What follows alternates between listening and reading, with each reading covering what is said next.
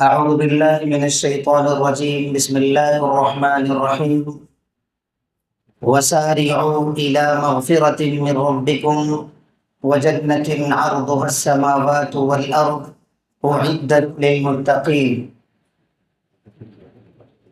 محترم سامعین،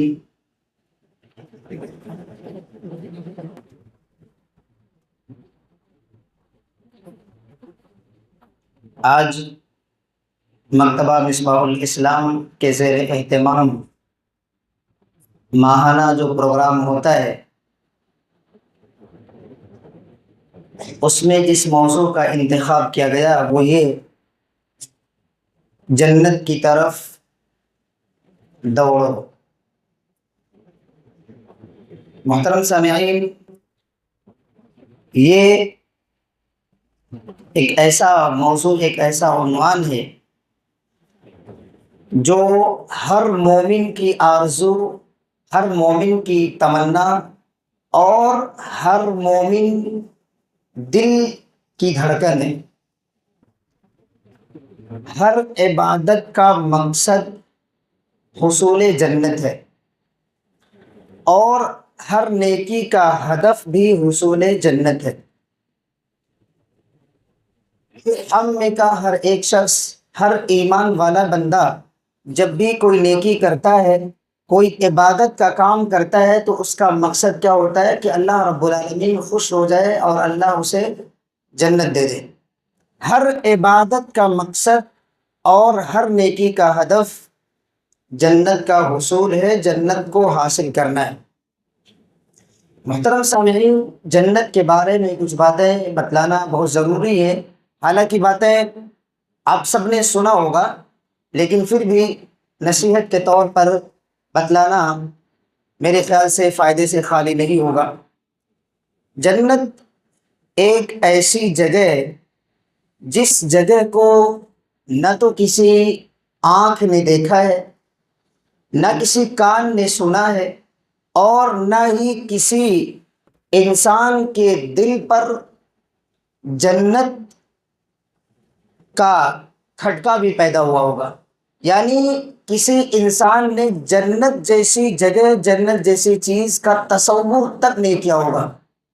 جنت ایسی جگہ ہے، اور جنت کا تعلق امور غیبیات سے ہے، یعنی ایسے امور سے ہے جو ہماری آنکھوں سے اوجھل ہے، جسے ہم غیبی امور کہتے ہیں، لیکن اس کے باوجود بھی جنت حق ہے، اس پر ایمان لانا ہم سب کے لیے لازم اور ضروری ہے۔ جنت موجود ہے، جنت کے وجود پر ایمان لانا ہم سب کے لیے ضروری ہے۔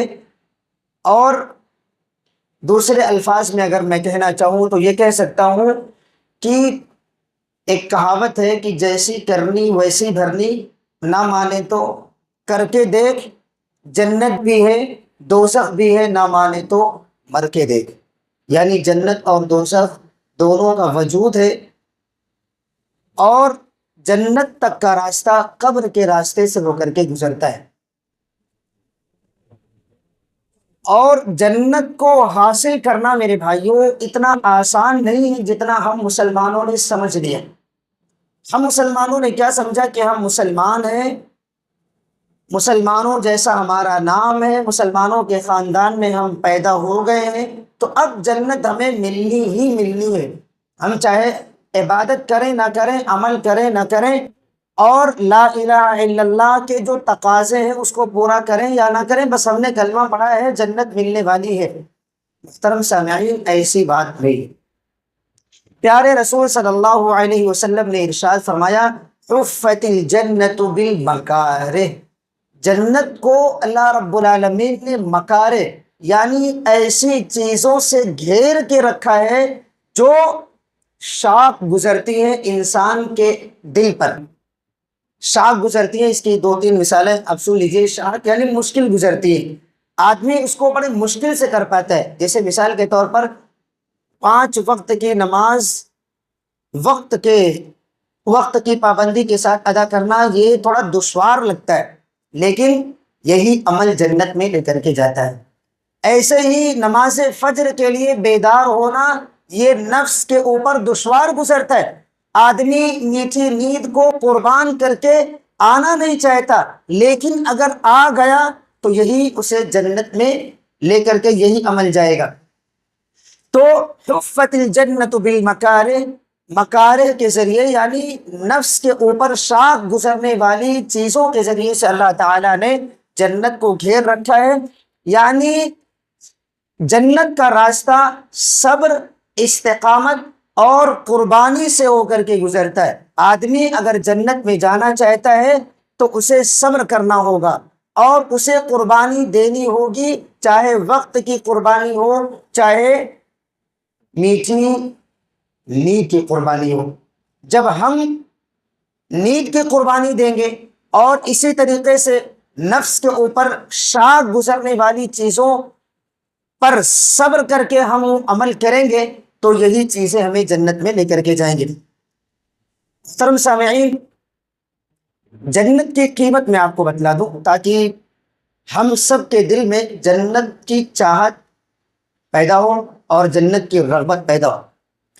ہم سب جانتے ہیں کہ اگر کسی جگہ کے بارے میں پتہ چل جائے کہ یہاں جگہ بہت قیمتی ہے، بہت قیمتی ہے، اور آدمی اگر اس کو حاصل کرنا چاہے تو وہ یہ جانتا ہے کہ یہاں آسانی کے ساتھ جگہ نہیں ملتی، کیونکہ یہاں کی جگہ بہت قیمتی ہے، یہاں جگہ خریدنے کے لیے بہت ساری قربانیاں دینی پڑیں گی. تو ایسے جنت کوئی سستی چیز نہیں ہے کہ ہم پیدا ہوئے، کھائے پیے، مر گئے، جنت میں چلے گئے. جنت اتنی سستی نہیں ہے جتنی سستی ہم نے سمجھا ہے. پیارے رسول صلی اللہ علیہ وسلم نے ارشاد فرمایا، موضع صوت فی الجنت خیر من الدنیا وما فیہا. جنت کے اندر ایک کوڑا یا ایک کمان رکھنے بھر کی جو جگہ ہے، یا ایک قدم کے فاصلے کی جو جگہ، دوسری حدیث کی روشنی میں وہ جگہ اتنی قیمتی ہے، خیر من الدنیا وما فیہا. پیارے رسول صلی اللہ علیہ وسلم نے ارشاد فرمایا کہ دنیا وما فیہا سے زیادہ بہتر ہے. یعنی جنت میں اگر کسی جنتی کو اللہ تعالیٰ نے ایک کوڑا رکھنے بھر کی اگر جگہ دے دی تو سمجھ لیجئے کہ اسے اللہ تعالیٰ نے ایسی جگہ دے دی جو دنیا وما فیہا، یعنی دنیا اور دنیا کے اندر جتنی بھی چیزیں ہیں ان تمام چیزوں سے زیادہ بہتر ہے، ان تمام چیزوں سے زیادہ بہتر ہے. محترم سامعین، جنت کیا ہے اس کے بارے میں آپ نے جانا کہ جنت ہر مومن دل کی دھڑکن ہے، ہر مومن بندے کی آرزو ہے، تمنا ہے، ہر مومن شخص کی چاہت ہے. ہر مومن بندہ یہ چاہتا ہے کہ اللہ تعالیٰ اسے جنت دے دے. بظاہر یہ ایک سادہ سا سوال لگتا تھا کہ جنت کیا ہے، لیکن اگر جنت کیا ہے اس کا جواب ہم نے جان لیا تو یقیناً جنت کے تعلق سے ہماری رغبت ضرور پیدا ہوئی ہوگی. اب آئیے محترم سامعین، ہم یہ جانتے ہیں کہ جنت اللہ رب العالمین نے کس کے لیے بنائی ہے. جنت اللہ رب العالمین کی وہ دائمی اور ابدی نعمتوں والی جگہ ہے جو اس نے اپنے نیک ترین بندوں کے لیے تیار کر رکھا ہے. کس کے لیے؟ نیک بندوں کے لیے. جس نے دنیا میں رہ کر کے اللہ کو خوش کرنے والا کام کیا ہوگا، اللہ کو راضی کرنے والا کام کیا ہوگا، جنت ایسے ہی لوگوں کے لیے اللہ تعالیٰ نے بنائی ہے. اللہ رب العالمین نے فرمایا وَسَارِعُوا إِلَى مَغْفِرَةٍ مِّن رَبِّكُمْ، اے لوگو دوڑو، لپکو اور بھاگو اپنے رب کی بخشش اور اپنے رب کی مغفرت کی طرف. وَجَنَّةٍ، اور ایسی جنت کی طرف دوڑو، عرضها السماوات والارض، جس کی وسعت آسمان و زمین کے برابر ہے. عرضها السماوات والارض، ایسی جنت کی طرف بھاگو جس کی وسعت، جس کی کشادگی، جس کی لمبائی اور چوڑائی آسمان و زمین کے برابر ہے. اور ایسے جنت اللہ تعالیٰ نے کس کے لیے تیار کر رکھی ہے؟ اللہ تعالیٰ نے خود ہی جواب دیا اعدت للمتقین. ایسی جنت اللہ تعالیٰ نے متقیوں کے لیے تیار کر رکھی ہے۔ پتہ یہ چلا اس آیت کریمہ سے کہ اللہ تعالیٰ نے جنت ایسے ہی عام لوگوں کے لیے نہیں بنا کے رکھی ہے، جنت اللہ تعالیٰ نے کچھ مخصوص اور چنندہ بندوں کے لیے اللہ تعالیٰ نے رکھی ہے، اور وہ مخصوص بندے کون ہیں؟ متقی بندے، جو اللہ تعالیٰ سے ڈرنے والے ہیں۔ دوسری چیز، جنت ایک ایسی خوبصورت سکون والی جگہ ہے جہاں ہمیں اور آپ کو نہ کوئی غم ہوگا، نہ کوئی تکلیف ہوگی، نہ موت ہوگی، نہ وہاں کوئی خوف ہوگا۔ پیارے رسول صلی اللہ علیہ وسلم نے ارشاد فرمایا کہ جب جنتی جنت میں داخل ہو جائیں گے تو ایک پکارنے والا پکار کر کے کہے گا، چونکہ وہ ایک نعمتوں والی جگہ، بندہ جب وہاں داخل ہوگا تو اسے پکار کر کے کہا جائے گا کہ اے جنتیوں، اب تم ہمیشہ اسی جنت میں رہو گے، تمہیں کوئی خوف نہیں ہوگا، تمہیں کوئی غم نہیں ہوگا، تمہیں کوئی تکلیف نہیں ہوگی، تم کبھی بیمار نہیں پڑو گے، تمہیں کبھی موت نہیں آنی۔ یہ ایک عظیم خوشخبری ہوگی، ایک عظیم خوشخبری ہوگی اہل جنت کے لیے جنت میں۔ یہاں اگر ہمیں پتہ چل جائے کہ اب موت نہیں آنی ہے تو ہم کتنا خوش ہوں گے۔ یہاں تک کہ اگر کسی بڑے حادثے سے ہم بچ جاتے ہیں تو بڑی خوشی ہوتی ہے کہ اللہ تعالیٰ نے ہمیں موت سے بچا لیا۔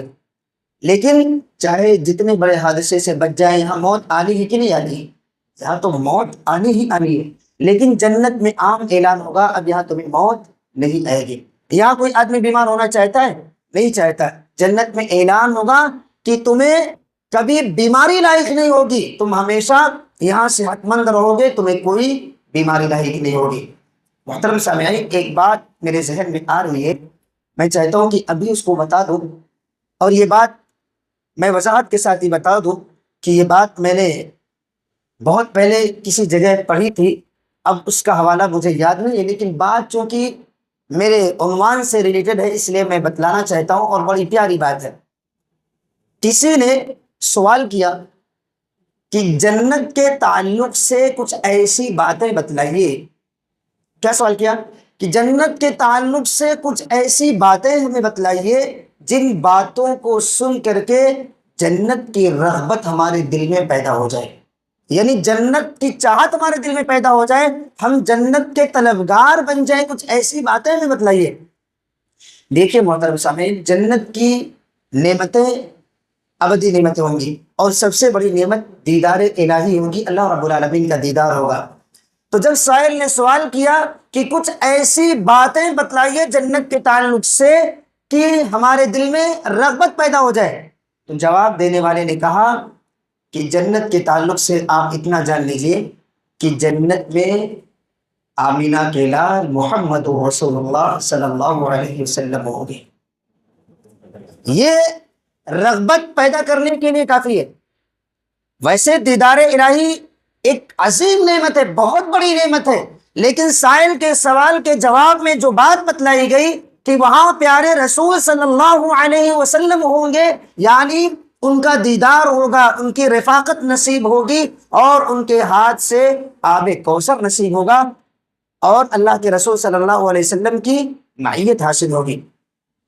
تو محترم سامعین، جنت ایک خوبصورت جگہ ہے، اور جنت کے تعلق سے جب پیارے رسول صلی اللہ علیہ وسلم نے اصحاب رسول کے درمیان جنت کا تذکرہ کیا، جنت کے بارے میں بتلایا، تو صحابہ کرام نے جنت کو حاصل کرنے کے لیے اپنے جانوں تک اللہ رب العالمین کے راستے میں قربان کر دیا، اور اپنی جان کو اللہ رب العالمین سے بیچ دیا، سودا کر لیا۔ اللہ تعالیٰ نے ارشاد فرمایا، ان اللہ اشتری من المؤمنین انفسهم واموالهم بان لهم الجنہ، کہ بے شک اللہ رب العالمین نے مومنوں سے خرید لیا ہے ان کے نفس کو اور ان کے مال کو، انفسہم و اموالہم، ان کے نفسوں کو یعنی ان کی جانوں کو اور ان کے مالوں کو اللہ تعالیٰ نے خرید لیا مومنوں سے، یہاں مومنوں سے مراد صحابہ کرام سے، کس کے بدلے میں؟ جنت کے بدلے میں۔ یعنی اللہ تعالیٰ نے سودا کر لیا جنت کے بدلے مومنوں کے دلوں کا، مومنوں کی جانوں کا، مومنوں کے مالوں کا۔ آج بھی اگر ہم اللہ کے راستے میں جان اور مال قربان کرنے کے لیے تیار ہیں تو سمجھ لیجئے کہ یہ سودا آج بھی ہمارے اور آپ کے لیے، یہ سودا ہمارے لیے اور آپ کے لیے آج بھی ہے۔ آج بھی اگر کوئی بندہ اپنے نفس کو، اپنی جان کو اور اپنے مال کو اللہ رب العالمین کے راستے میں قربان کرتا ہے تو سمجھ لیجئے کہ وہ اللہ رب العالمین سے اپنے نفس یعنی اپنی جان اور اپنے مال کے بدلے میں جنت کا سودا کر رہا ہے، جنت کا سودا کر رہا ہے۔ محترم سامعین، ایک واقعہ، بڑا پیارا واقعہ ہے،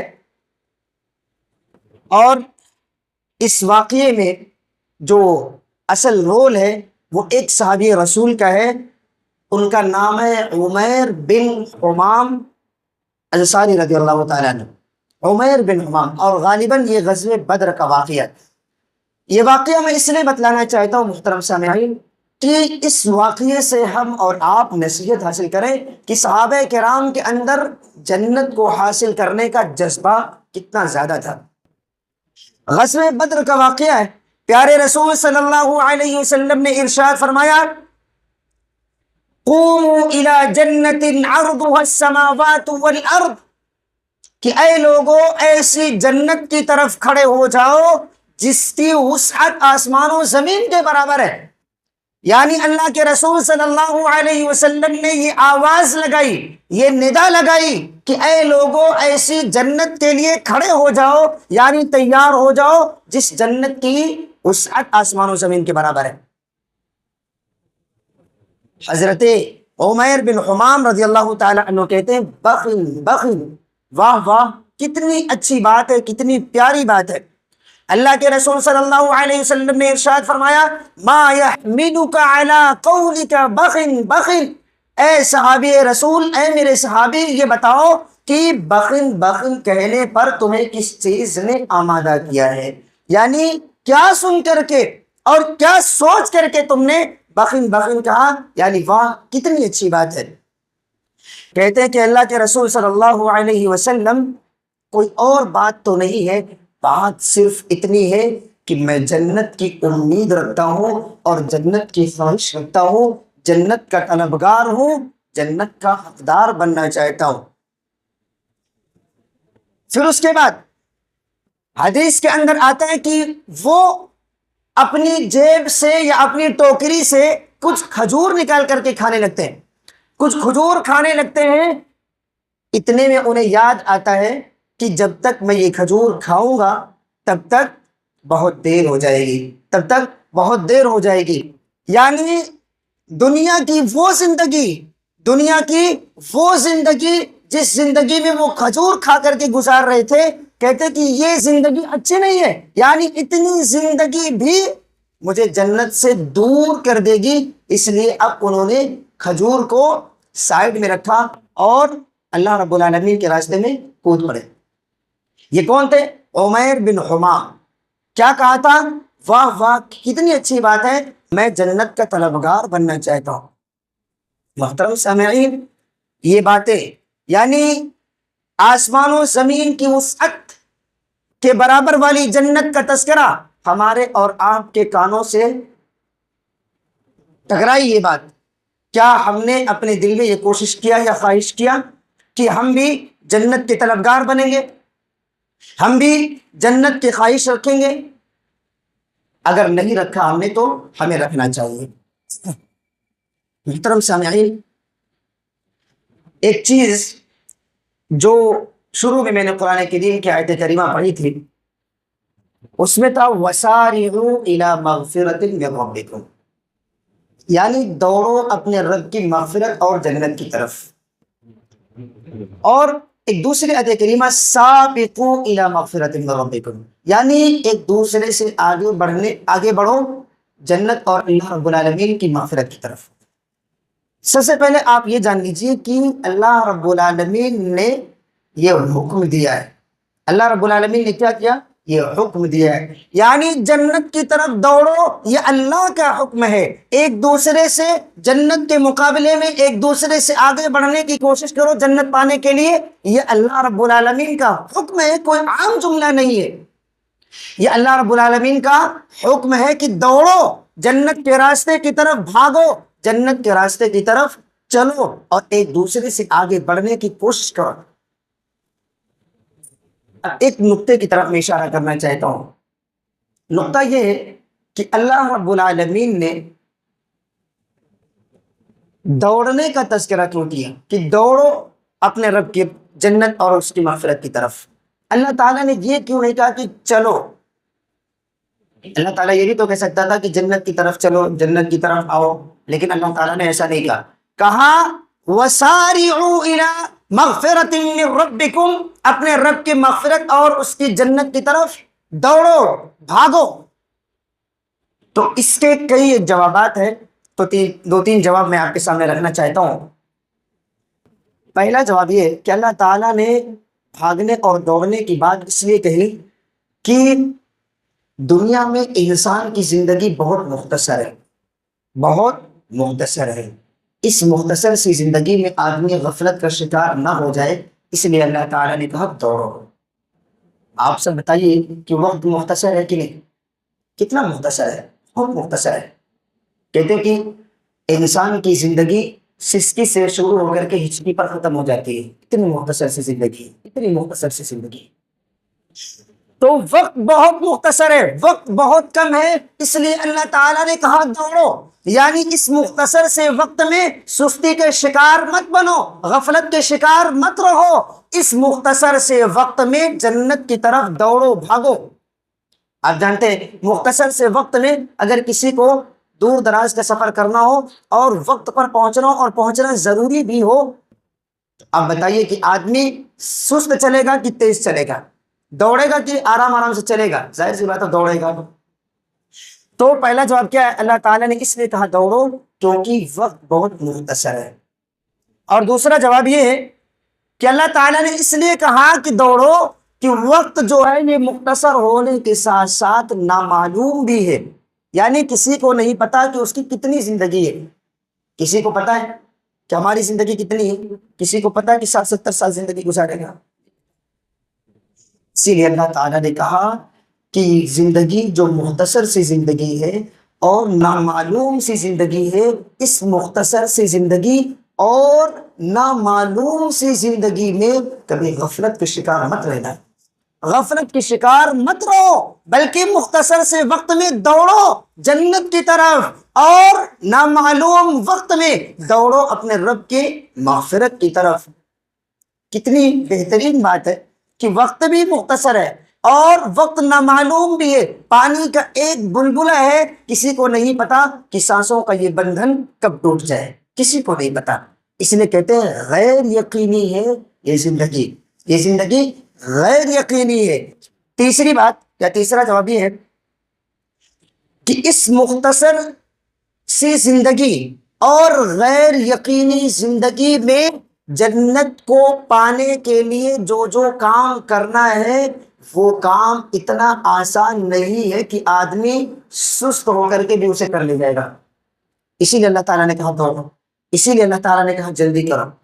یعنی ایک تو وقت مختصر ہے، دوسرے کی وقت غیر یقینی ہے، تیسرے یہ کہ اس مختصر اور غیر یقینی دور میں وقت میں جو ہمیں کام کرنا ہے، اللہ کو جو راضی کرنا ہے، اللہ کی مغفرت کی طرف جو آنا ہے اور جنت کا جو حصول ہے، وہ اعمال اتنے آسان نہیں ہے کہ آدمی آسانی کے ساتھ کر لے جائے گا۔ اب اس کی ایک مثال آپ کو دے دوں کہ اگر جنت کو پانے کا معاملہ اگر آسان ہوتا یا جنت کو حاصل کرنا اگر اتنا آسان ہوتا تو مسجدیں آج خالی نہیں ہوتی، مسجدیں غیر آباد نہیں ہوتی، مسجدیں غیر آباد نہیں ہوتی۔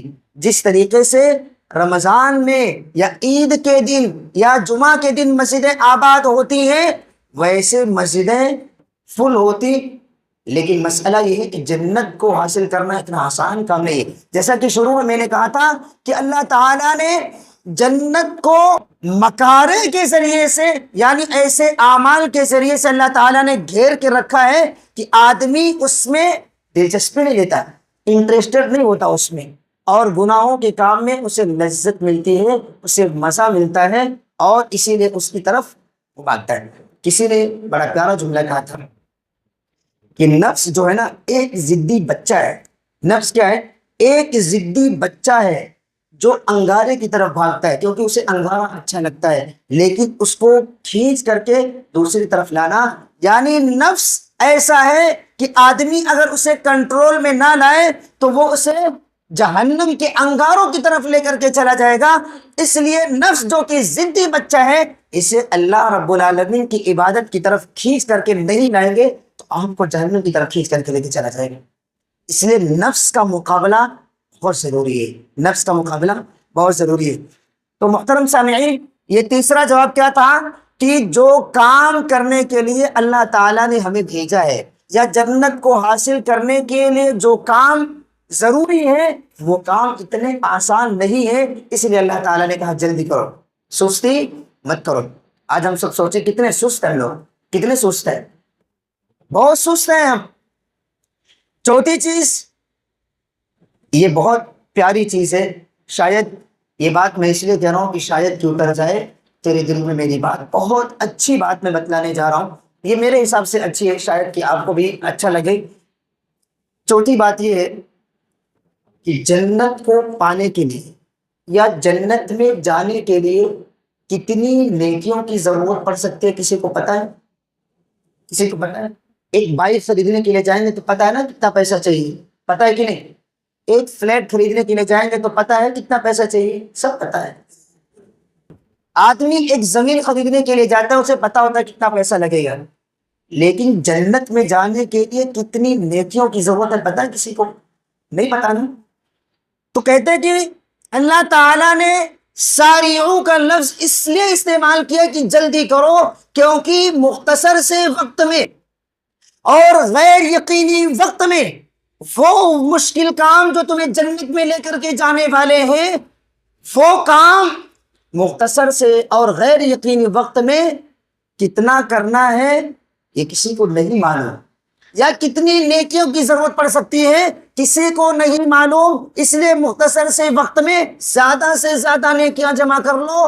تم سستی کے شکار مت رہو، زیادہ سے زیادہ اور جلدی سے جلدی نیکیاں سمیٹ لو، کیونکہ تمہارے پاس وقت بہت کم ہے اور وقت غیر یقینی ہے. اس لیے سستی کے شکار مت رہو. جنت میں جانے کے لیے کتنی نیکیاں کافی ہیں یا کتنی نیکیوں کی ضرورت پڑ سکتی ہے کسی کو پتہ نہیں ہے. محترم سامعین، ایک اور بات جو کہ اس کے تعلق سے آخری بات ہوگی، ہم سب ایک ایک لمحہ جو گزار رہے ہیں، ایک ایک لمحہ جو گزار رہے ہیں، چاہے وہ سستی کے شکار ہو کر کے گزار رہے ہوں یا اللہ کی عبادت میں رہ کر کے گزار رہے ہوں، ایک ایک لمحہ جو گزار رہے ہیں، اس کا جو نتیجہ ملنے والا ہے، اس کا جو نتیجہ، اس کا جو انجام ہونے والا ہے، یہ انجام نہ معلوم یا کبھی نہ ختم ہونے والی زندگی کے روپ میں ملنے والا ہے. یعنی ایک ایک لمحہ، ایک ایک پل جو ہم گزار رہے ہیں، اگر اللہ کو راضی کرنے کے لیے گزار رہے ہیں تب بھی، اور اگر اللہ کو ناراض کر کے گزار رہے ہیں تب بھی، اس کا جو انجام ملنے والا ہے اور اس کا جو انجام ہونے والا ہے وہ ایک ایسی زندگی کے روپ میں ملنے والا ہے جو کبھی ختم نہیں ہونے والی ہے. یعنی اگر آپ نے ایک ایک لمحہ زندگی میں یا دنیا میں اللہ کو راضی کرنے کے لیے یا اللہ کی عبادت میں گزارا ہے تو آپ کو ایسی جنت ملے گی جو کبھی ختم نہیں ہوگی. اور اگر ہم نے سستی کا شکار ہو کر کے اللہ رب العالمین کو ناراض کر کے زندگی یا ایک ایک لمحہ گزارا ہے تو ہمیں ایسے جہنم میں جلنا پڑے گا جس جہنم کو کبھی ختم نہیں ہونا ہے. تو محترم سامعین، یہ چند باتیں تھی جو میں نے ساریوں کے لفظ کے متعلق بتلایا کہ وقت مختصر ہے، بہت کم ہے، غیر یقینی ہے، جو اعمال کرنے ہیں وہ اعمال اتنے آسان نہیں ہیں، اور چوتھی چیز کہ جنت میں جانے کے لیے کتنی نیکیوں کی ضرورت پڑ سکتی ہے کسی کو معلوم نہیں، اسی لیے اللہ تعالیٰ نے کہا جنت کی طرف جلدی کرو، جنت کی طرف بھاگو، یعنی اعمال صالحہ کرنے میں جلدی کرو اور توبہ کرنے میں جلدی کرو۔ یہ مت سوچو کہ ابھی جوانی ہے بڑھاپے میں توبہ کر لیں گے، یہ مت سوچو کہ آج سنیچر ہے یا اتوار ہے، جمعہ کا دن آئے گا تب جمعہ کے دن سے نماز شروع کروں گا، نہیں۔ کہتے ہیں کہ کل نہ آیا کبھی اور نہ آئے گا اب، کل نہ آیا کبھی اور نہ آئے گا اب، کل تو کیا ایک پل کا بھروسہ نہیں۔ اسی لیے کل کے انتظار میں نیکیوں کو مؤخر نہ کریں۔ آج اللہ تعالیٰ نے جو موقع دیا اس موقع کو غنیمت سمجھتے ہوئے ہمیں چاہیے کہ ہم اللہ رب العالمین کو راضی کرنے والے اعمال کریں اور وہ کام کریں جو ہمیں جنت میں لے کر کے جانے والے ہیں۔ جیسے مثال کے طور پر ہم نماز کی پابندی کریں، کیونکہ جہنم میں جب جہنمی جائیں گے تو ان سے جو سوال ہوگا وہ یہی ما سلککم فی سقر۔ ماشاء اللہ آپ سب لوگ تو نمازی ہیں، اللہ تعالیٰ آپ کے نماز کو قبول فرمائے، لیکن جو نماز نہیں پڑھتے، جو نماز نہ پڑھنے کی وجہ سے جہنم میں جائیں گے، ان سے پوچھا جائے گا کہ تمہیں جہنم میں کس چیز نے ڈھکیل دیا، تو جواب کیا دیں گے؟ لم نکو من المصلین، ہم نماز نہیں پڑھتے تھے۔ تو جنت میں لے جانے والا عمل کون سا ہے؟ نماز۔ جنت میں لے جانے والا عمل روزہ ہے، جنت میں لے جانے والا عمل صبر ہے، جنت میں لے جانے والا عمل ایمان کے ساتھ ساتھ عمل صالح ہے۔ جو بھی عمل اللہ کو پسند ہے وہ کام کریں گے تو اللہ رب العالمین ہمیں جنت عطا کرے گا۔ محترم سامعین، جنت کی طرف لے جانے والے اعمال کی تفصیل بہت لمبی ہے، باختصار آپ سے اتنا جان لیجیے کہ جن جن کاموں سے اللہ خوش ہوتا ہے وہ کام کرنا ہمارے لیے ضروری ہے، اور جن جن کاموں سے اللہ تعالیٰ ناراض ہوتا ہے ان کاموں سے ہمیں اپنے دامن کو بچا کر کے رکھنا ہے۔ یہی اصل زندگی ہے اور یہی مقصد زندگی بھی ہے کہ اللہ رب العالمین کے احکام کی پابندی کر کے زندگی گزاری جائے اور اللہ رب العالمین کے منہیات پر عمل کر کے زندگی گزارا جائے، یعنی اللہ تعالیٰ نے جن کاموں کو کرنے کے لیے کہا ہے ان کاموں کو کیا جائے، جن کاموں سے اللہ تعالیٰ نے منع کیا ہے ان کاموں سے دور رہا جائے۔ محترم سامعین، میں نے مختصر سے وقت میں آپ کے سامنے وسارعوا الی مغفرۃ من ربکم وجنت کے تعلق سے جو بھی باتیں بتلائی ہیں، اللہ تعالیٰ مجھ سمیت آپ سب کو عمل کی توفیق عطا فرما۔